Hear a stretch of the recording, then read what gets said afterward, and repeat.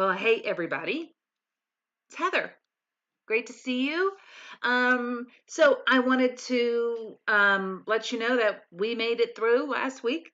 We here in Florida, we had tropical storm, and so I was really glad didn't have a podcast to worry about last week. I hope you are entering into kind of this fall season. We're heading into the holidays, and with the holidays can come a lot of those mm, ouchy, difficult, hard relationships. And that's why I wanted to take this time to do a series on life hacks on relationships. And so I've talked about this over the past 5 weeks. So this episode is on romantic. But if you are just jumping in and catching this right now, I'm going to recommend you go ahead and go back and listen to the episodes, the podcast episodes, or the live videos on family and friends. That's going to inform a lot of what I talk about today. Today, I'm going to be going a little bit more into the weeds on attachment theory, on really what we learn in our childhood about relationships informs how we show up. And in romantic relationships in particular, they are like the closest mirror image to how we related to our earliest caretakers at our most vulnerable when we are children. Children come into the world open, curious, and eager for connection. We are built for connection. I'm going to talk about that again today. But we come open and ready, and children are incredibly vulnerable. And that also means that they are vulnerable to wounding. And that early caretaking experience where we didn't get our needs met, or we had a distressing situation that we weren't able to walk through, or we experienced abuse or neglect, these are things that inform how we show up in our adult, grown up relationships, including our family, friends, and of course, romantic. So, I just want to preface that by pausing to say some of what we talk about today may feel activating to you, may feel challenging, may bring up emotions that need to be addressed. And I want to say right now that what you feel and experience is valid and deserves to be acknowledged, deserves to be named, deserves to be heard and validated. So know that anytime that you are experiencing emotions and you feel this need to want to push it down, repress it, avoid it, I want to invite you to stay open, to stay curious with what is coming up inside of you. And if you need support, always ask for support. I am not a licensed therapist. I am a coach. I have a ton of education and training in relationship therapy, as well as a pastoral background, but I am not a licensed therapist. I'm not a clinical licensed therapist. Okay. All right. So if you need support, always reach out to me. If you're looking for a clinician or a licensed therapist, I can always point you in the right direction. I have been in therapy for 20 years of my life, so I have a lot of connections and networks in that area. Okay. So I've got 30 minutes, so I want to jump in. So let's go ahead and talk about romantic. Okay. So this relationship thing, we talked about this the last couple of episodes that we compare relationships to looking for a house. You want a good looking house with all the right stuff, and you might sacrifice some of that to save money as long as it has good bones. But what if it has a cracked foundation? The risk would probably be too high. You're like, I'm out, because a crack in the foundation of a house will affect everything. It doesn't matter how pretty the paint is. It doesn't matter if it has a new roof if the foundation is not firm, correct? Stable, safe. So the foundation for relationships is connection. We are born in connection as children. We don't get a choice to come. We arrive and we're born in relationship to our caretakers, the very first people that we see, the very first people that we experience relationship, looking into their eyes, cuddling, playing, things like that. We are born in connection. It's unavoidable. At the same time, because our caretakers are human beings and have had their own pain, trauma, life experiences with their families. They bring with them their understanding of relationships, their distorted perspectives, perhaps, their way of understanding how relationships were done. So, therefore, we show up, have a need. Our caretakers may not have the ability to meet that need or may not even know how to begin to meet that need. So, we experience wounding in connection. So, we're born in connection, we are wounded in connection. And this is the beautiful part. We can be healed in connection. So humans are wired for connection and we need it. We need it. We're wired for it. And connection can feel really, really vulnerable. So we're going to talk today about, this is the last episode, and this is probably the most tender, is romantic relationships. This is often where I work with people who are experiencing grief and loss and broken hearts on and having gone through it myself, having gone through some significant relationship um, endings. I've been divorced, I'm now remarried. And so there are things that are going to always come up for me because of the way that I experienced connection in my childhood. And though I continue to work and evolve and get better, there's just areas that we all have challenges, that we all experience activation or emotional, a lot of emotion or a lot of fear or a lot of insecurity. And this absolutely shows up the most in romantic relationships. This is where we begin to see a lot of the connections between our romantic relationships and our parental relationships that we had with our caretakers. This also, I want to say at the same time, often shows up in parent-child relationships. So if you have children and you had, these may feel familiar to you as we talk about romantic relationships. If you see familiarity, trust the process, go with it. Remember, there's writing prompts at the end that can help you kind of deep dive that a little bit more. Okay. So we are born into relationship. We need physical touch, affection, and emotional presence. So physical is emotional and emotional is physical.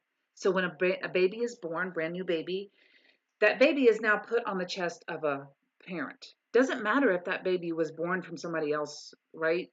I mean, it doesn't matter. That baby just needs to be put in connection with that mother, physically, emotional presence. So those are together at the same time, physical and emotional. Emotional is physical.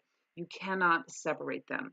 So therefore, things like cuddling, hugging, kissing, singing, playing, laughing, all of those wonderful things, as well as crying, getting hurt, um, scraping your knee as a little kid, experiencing distressing moments.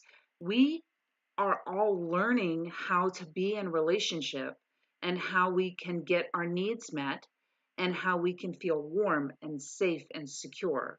And all of that is physical and emotional, all at the same time.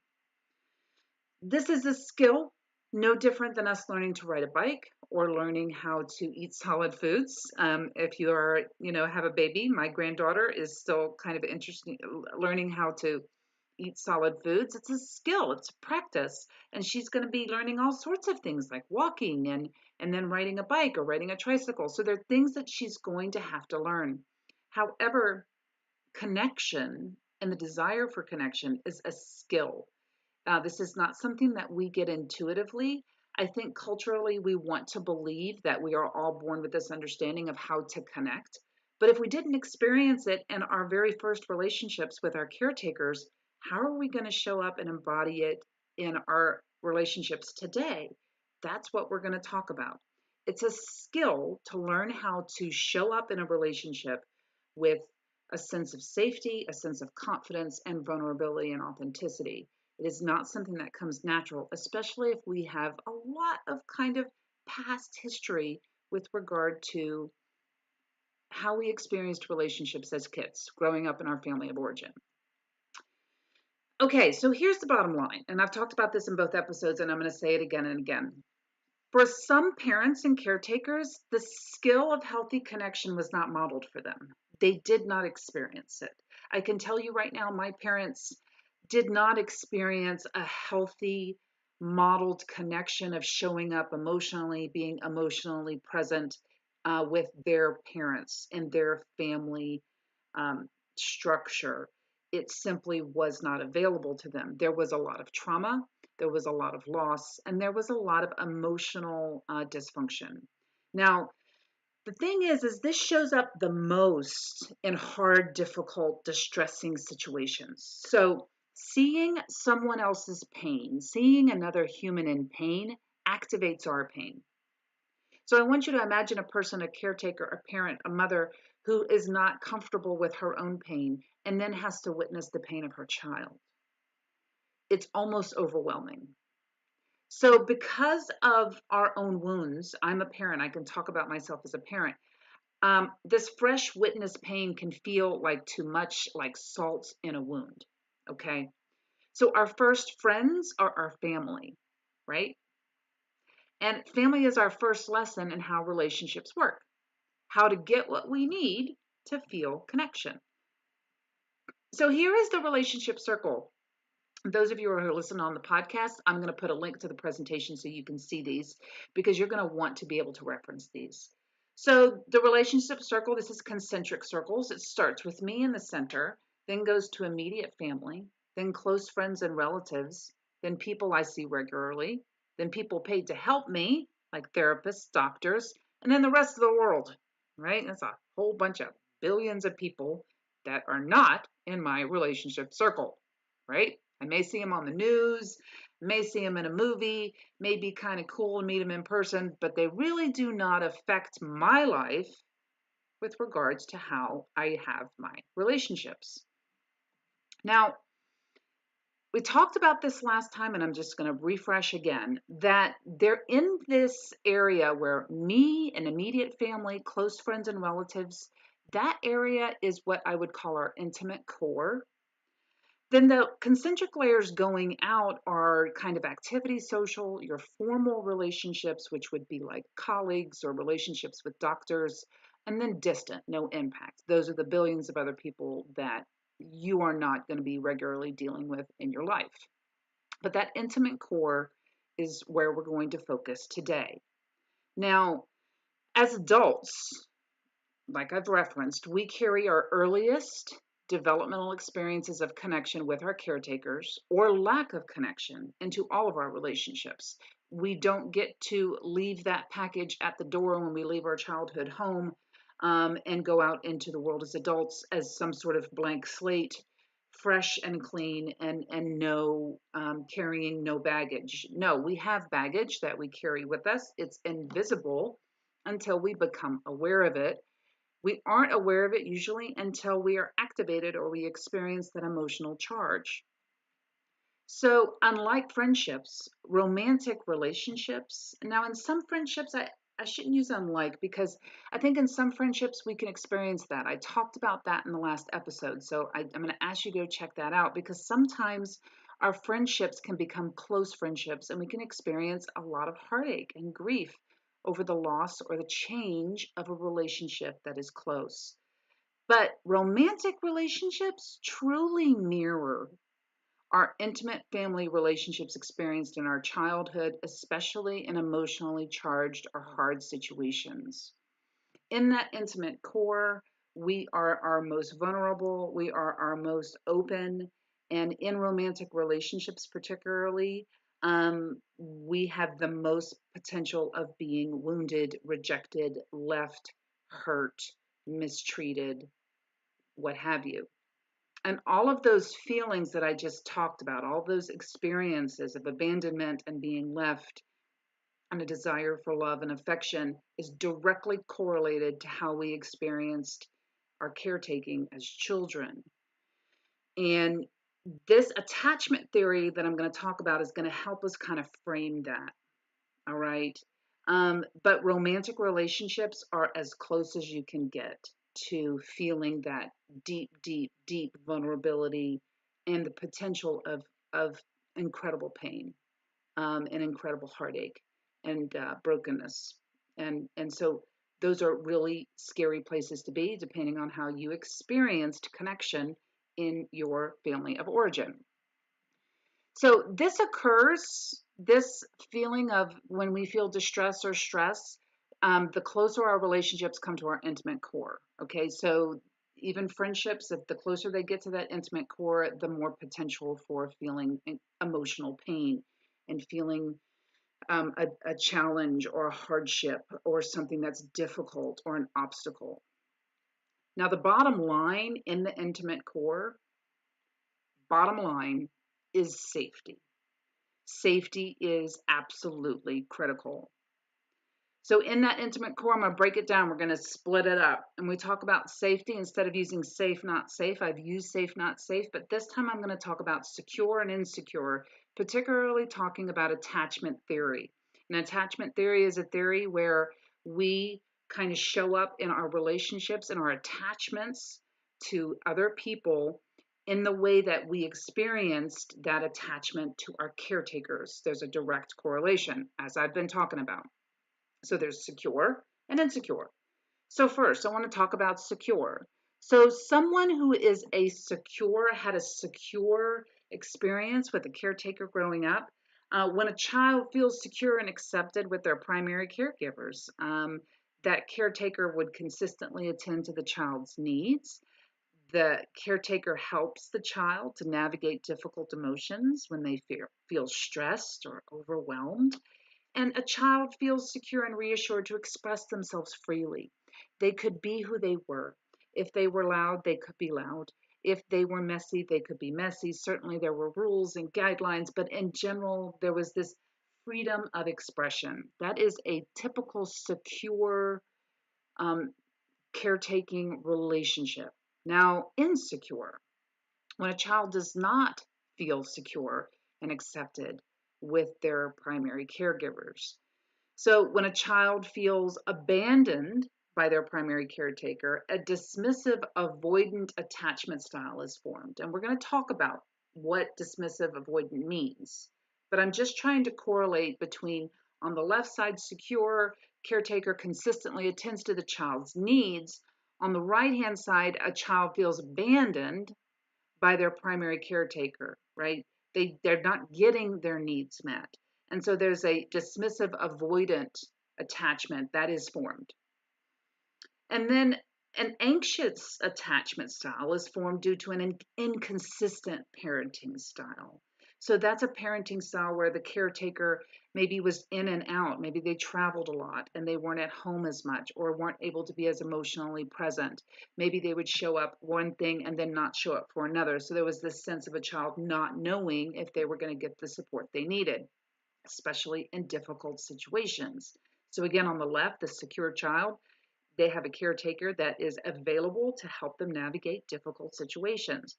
Whereas an anxious attachment style that a child takes on is unsure and so struggles with dealing with unanticipated situations, particularly surprises or not being able to know what's going to happen next.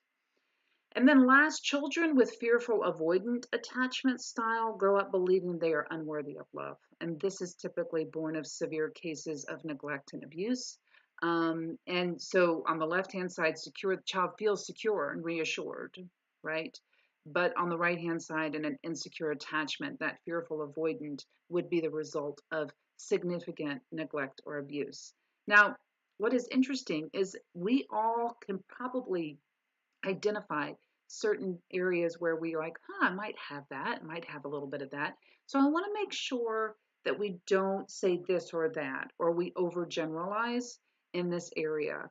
We are just kind of doing a high level look at secure and insecure and normalizing the fact that most of our relationships maybe had some level of insecurity in them and we experienced not having our needs met. I think there's a pretty hefty percentage of people who have experienced, you know, not having their needs met and having some experience of insecurity or anxiety in a relationship. However, there are some extreme examples, but we're going to be focusing more on the general. All right. So, in a secure relationship, let's get to the brass tacks. Individual is able to show up in a relationship with warmth and care.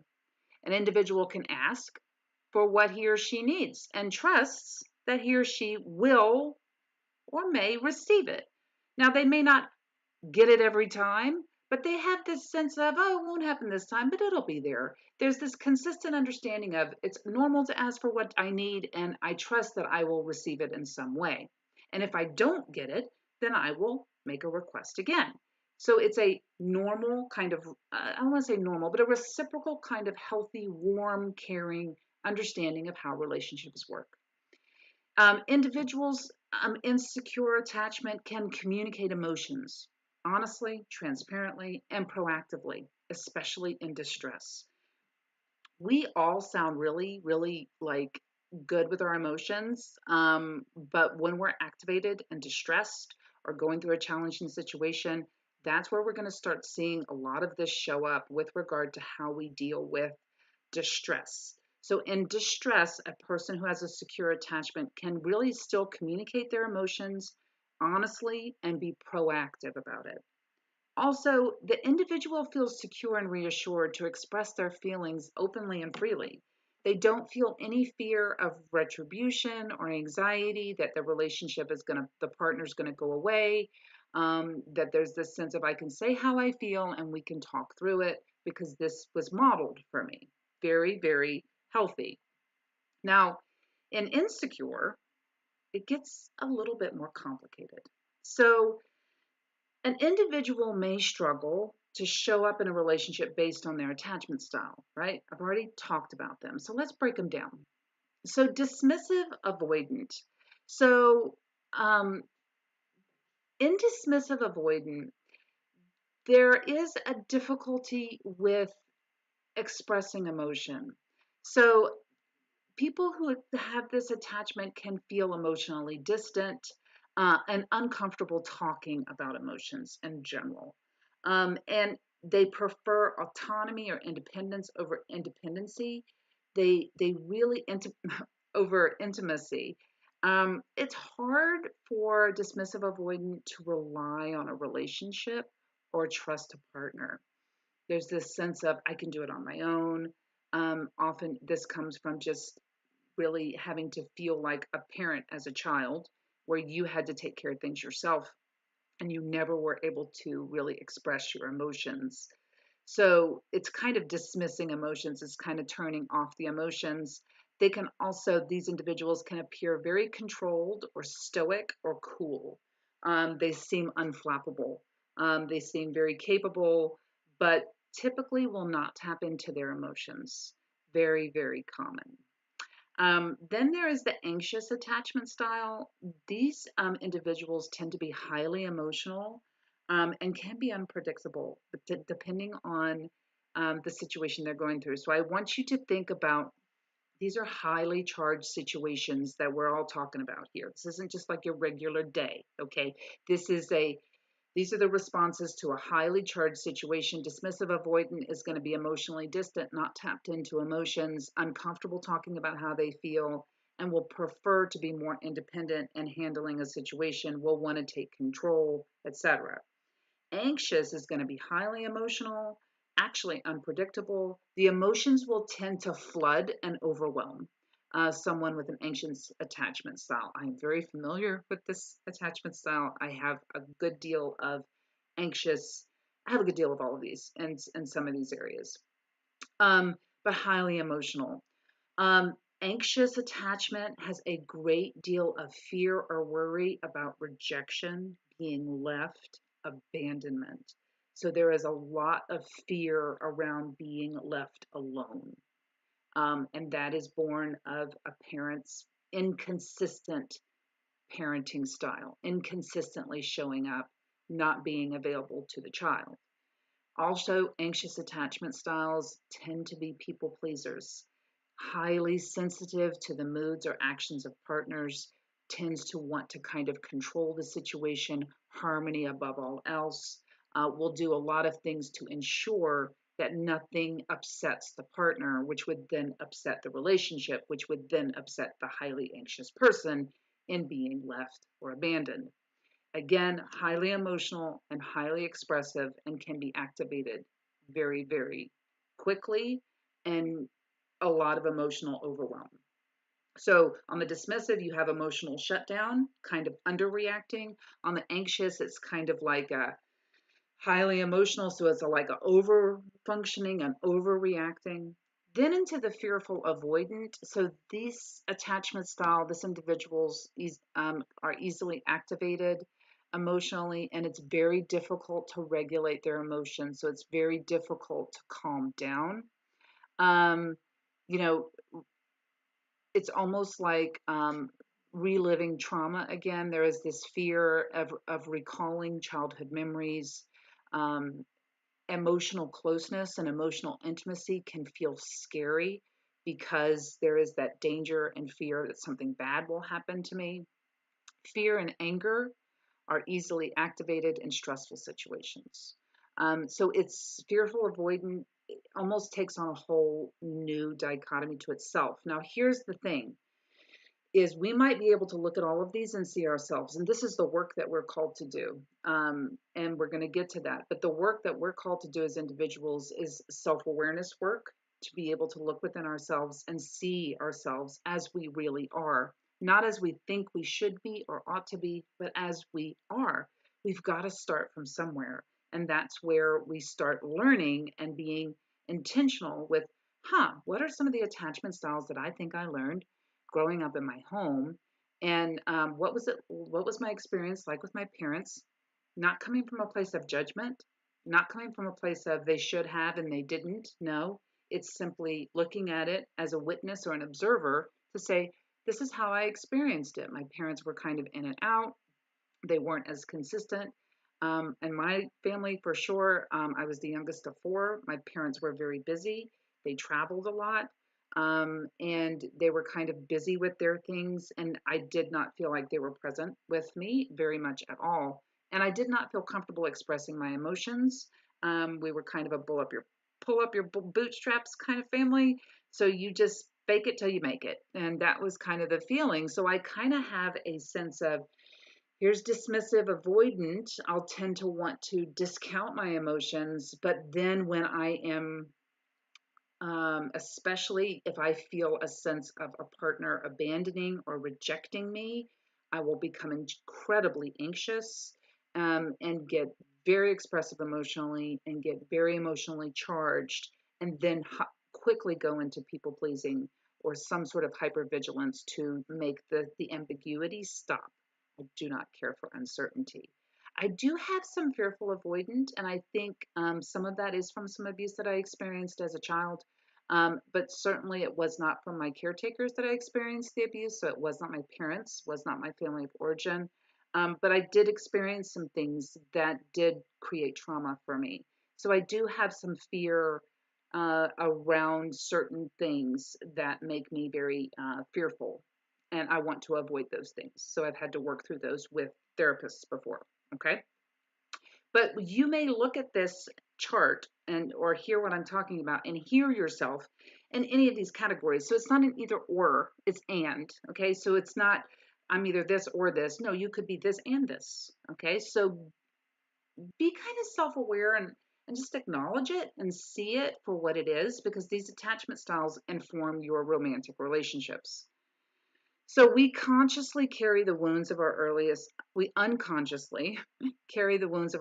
relationships. Remember the baggage I told you about. So that baggage in the background is invisible, but when activated, suddenly that baggage becomes visible and it's not pretty. However, we can do the work to become conscious of it. And this is the work of the iceberg, where there's this picture of an iceberg on the screen. There's a line, there's the top of the iceberg, and there's the bottom. Which part is more dangerous, right? Well, not the top of the iceberg, the part that we see that sunk the Titanic. It's the bottom, right? Because it's a large and immense iceberg. So, what we don't see in our conscious life is the most dangerous. And this is where we have to do the work in order to learn to show up for ourselves, to acknowledge the pain and the wounds that we experienced in connection, particularly in our families of origin, because this is going to inform how we show up in the top of our iceberg. Absolutely. Behaviors are connected directly to the top of our iceberg and the bottom. Now, what can we do? So, I'm wrapping up this relationship hacks series. We've talked about family and friends and now romantic. But simply becoming self aware is the hugest step ever. Simply listening to this podcast is the hugest step ever. It's a win. So you mark it down on a piece of paper, check the box, winning. I'm winning because at least I'm listening. I'm becoming aware of how I may show up in relationships. And that I play a part in my relationships, that my relationships don't happen to me.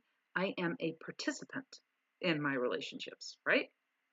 So when we are more self aware, our relationships will change because we are participants in our relationships. It's a dance. If I change the steps, it's going to impact my partner. That's going to mean my family, my friends, and of course, my romantic partners. So, when ouchy, difficult, hard situations happen, our brain and body respond immediately. Okay.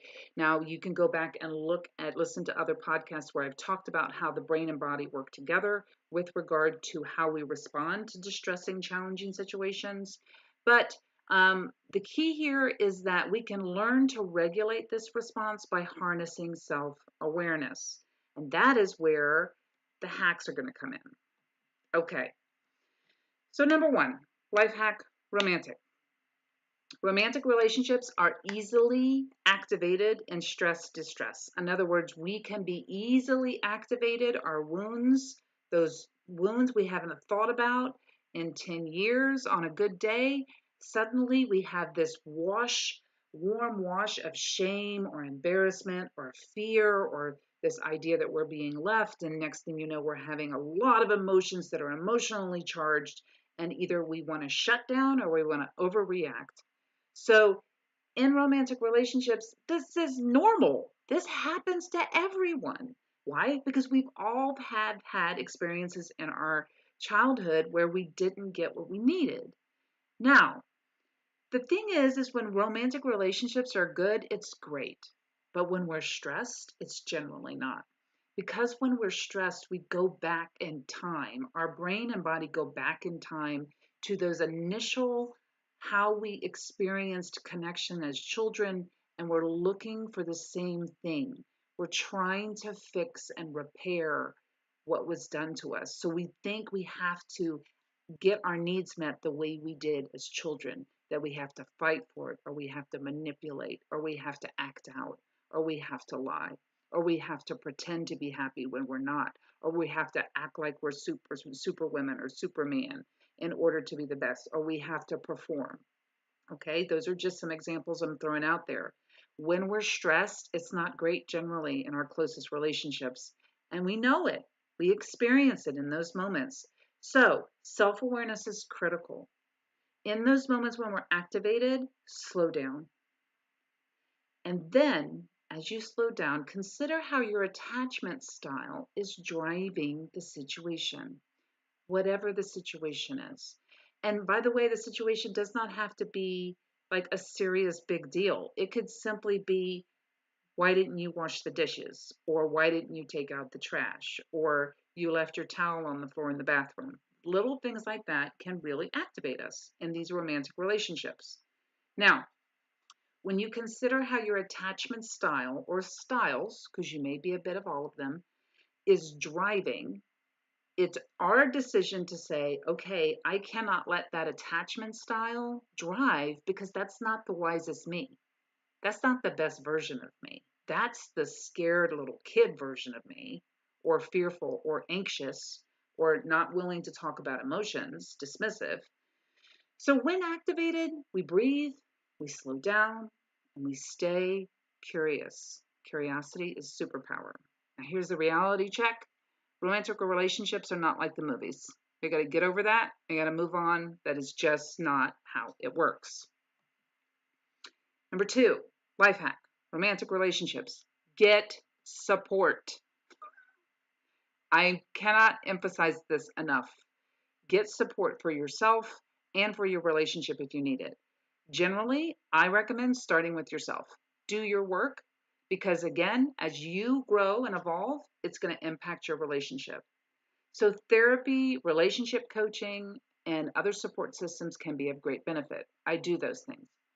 We realize and learn that we have all what the way we have always reacted isn't about us at all, but how we experienced connection as a child. Okay. So it's not saying we're bad because we're reacting this way. It's simply what we knew. And so we're 100% right. We're doing relationships 100% right because this is the way we learned how to do it. Now we're learning a new way. So staying open and getting the support you need and normalizing that we all experience this in our romantic relationships, that there is no one who's got it all together, right? Now, this often, when we get support, often feels vulnerable at first, but quickly will feel validating for individuals and create space for healing in the relationship. So, though asking for support can feel really hard or vulnerable, particularly for those who are disconnected from their emotions, asking for what we need can feel a little scary for a dismissive, avoidant attachment style. So, if you are that person or you're in relationship with a person who has kind of that I don't need help situation or is concerned or vulnerable, delicacy is required and curiosity is important in that conversation. I can tell you that once you work through the vulnerable part together and safety is solidified, because support is about creating safety. It's creating a safe container for that relationship to learn how to be together. And that's what therapists, coaches, and relationship therapists like myself can do. Now, this does feel validating and it creates a lot of space for healing. Number 3, life hack. Romantic relationships rely on security and reciprocity. So, relationships that are romantic need safety and the feeling that we are both showing up for each other, particularly in hard situations.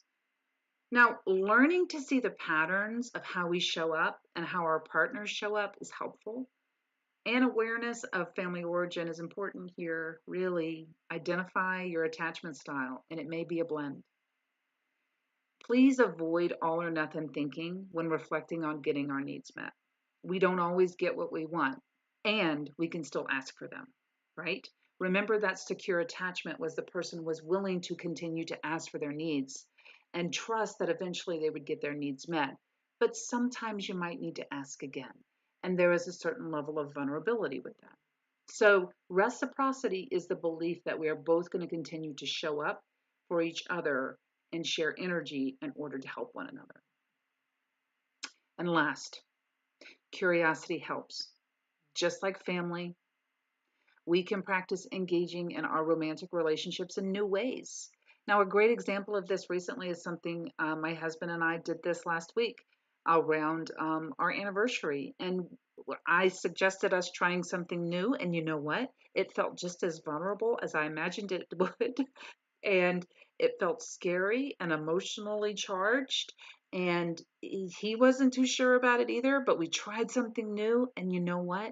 It actually turned out okay. And we actually felt more connected. But it did feel uncomfortable to try something new. But it's important to continue to try to do that. So, staying curious about the person we are in relationship with, our partner, helps us stay open to who they are as humans versus how they are or are not in the relationship, right? Like the label we decide that they're not enough for me, they're not doing this for me. How about we stay curious about who they are as human beings and look for the positives there? Not rose colored glasses, but just looking for the positives, looking for the ways that they're showing up. Curiosity is the super hack for connection in our romantic relationships as well as friends and family. So you're going to hear this in the previous episodes too. Stay curious. Okay, these are the writing prompts on romantic relationships, and I'm not going to go through those, but they will be posted on the link tree. Well, hey there. I don't know what that was. That was from an old video. Interesting. Okay. Sorry about that. So, I'm going to do a screen share real quick to show the link tree so you can see what I am talking about here. So this is my link tree, and you can see here where it has life hacks on relationships friends. That's from 2 weeks ago. And then here's the writing prompts. And then there's the link for the podcast itself, and the podcast will drop on Wednesday. So this is where you can go to get the writing prompts as well as the presentation so you can see the charts. Okay, so again, sorry for that little area. I use this production for lots of other things other than live videos. So I use it for coaching as well as courses. Okay, so I hope this has been helpful information. I hope the relationship life hacks is been a helpful series for you. And if you have any questions, always feel free to reach out to me. Take care, everybody. I will see you in a couple of weeks.